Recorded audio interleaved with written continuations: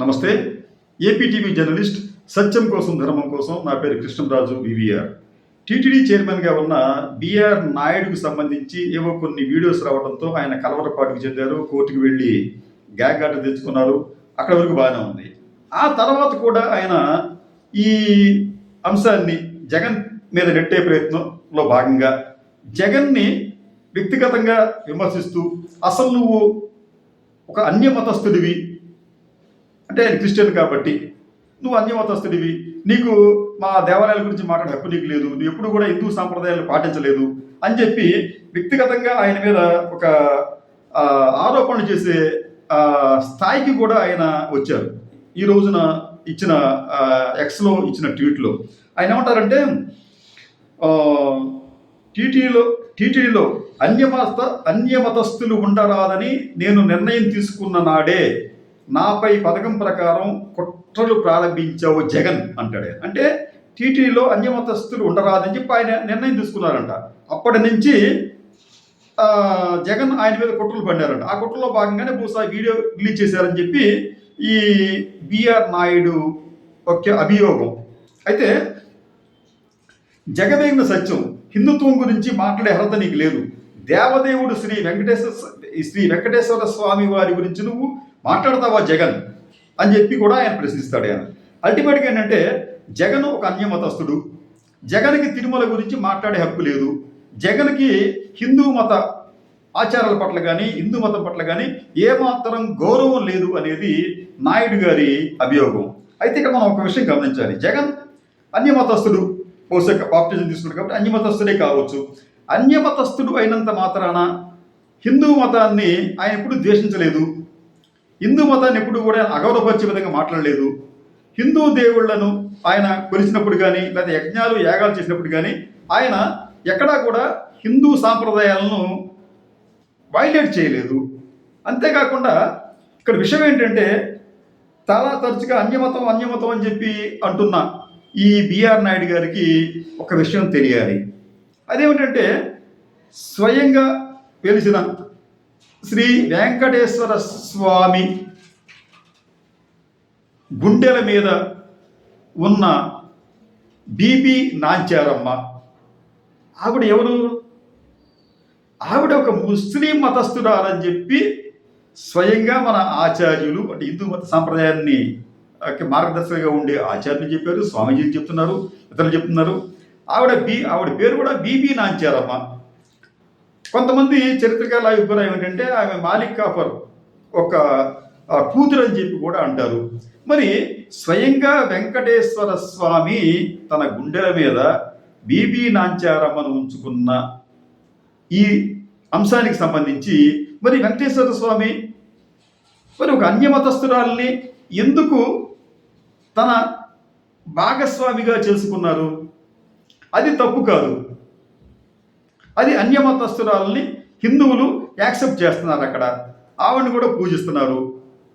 కానీ జగన్మోహన్ రెడ్డికి వచ్చేటప్పటికి రాజకీయపరమైన అంశాలు ఉన్నాయి కాబట్టి అక్కడ జగన్మోహన్ రెడ్డిని కించపరచడం, జగన్మోహన్ రెడ్డిని ఒక హిందూ ద్వేషిగా చిత్రీకరించడం వీళ్ళు చేస్తున్న ప్రయత్నంలో ఒక భాగంగానే ఇటువంటి ట్వీట్స్ లేదా ఇటువంటి పోస్టులు పెడుతున్నారు. నిజానికి జగన్మోహన్ రెడ్డి తనున్న 5 ఏళ్ల కాలంలో హిందూ ధర్మానికి సంబంధించి అనేక మంచి కార్యక్రమాలు టేకప్ చేశారు. ముఖ్యంగా తిరుపతి దేవస్థానంలో కూడా ఆయన అనేక సంస్కరణలు ప్రవేశపెట్టాడు ఆయన దాని ద్వారా. అంతేకాకుండా దీనికి సంబంధించి శ్రీవాణి ట్రస్ట్ ద్వారా దాదాపు 10,500 డొనేషన్స్, 10,500 కోట్ల రూపాయలు డొనేషన్స్ను సేకరించి అనేక దేవాలయాలను నిర్మించిన ఘనత జగన్మోహన్ రెడ్డిది. అలాగే ఆయన హయాంలో దాదాపు 1,500 దేవాలయాలు పూర్తయ్యాయి.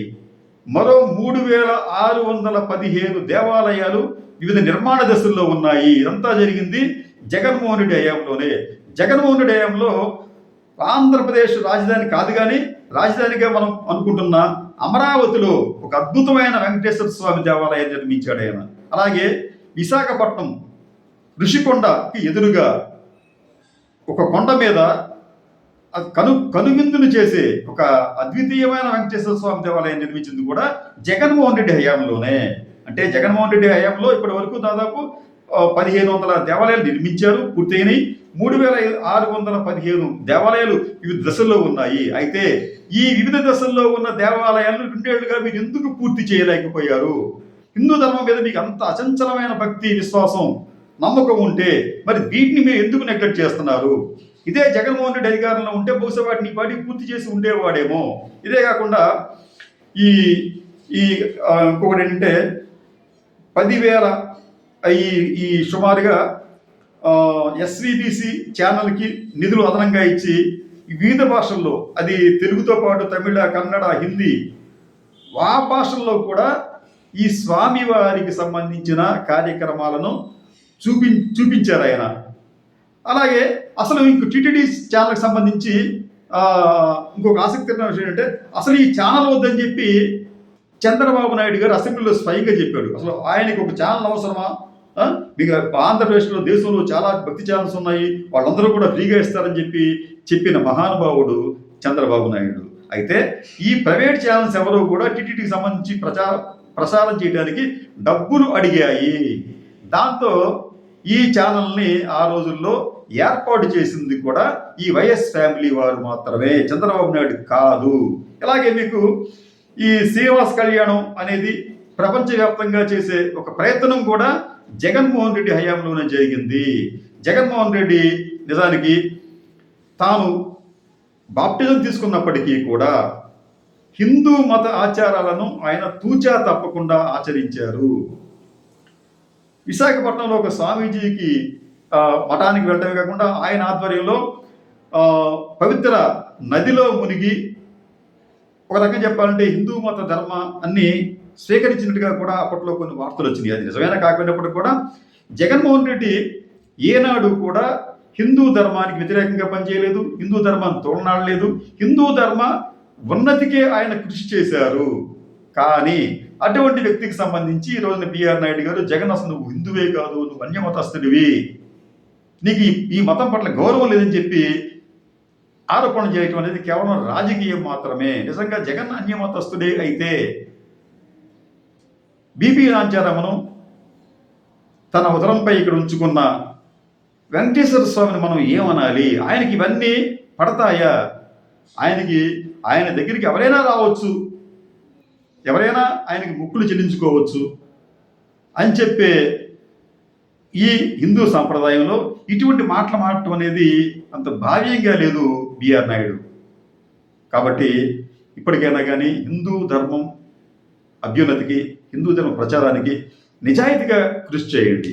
హిందూ ధర్మ వృద్ధికి పాటుపడుతున్న వాళ్ళని కించపరిచి వాళ్ళని నిరుత్సాహపరచవద్దని చెప్పి అభ్యర్థన.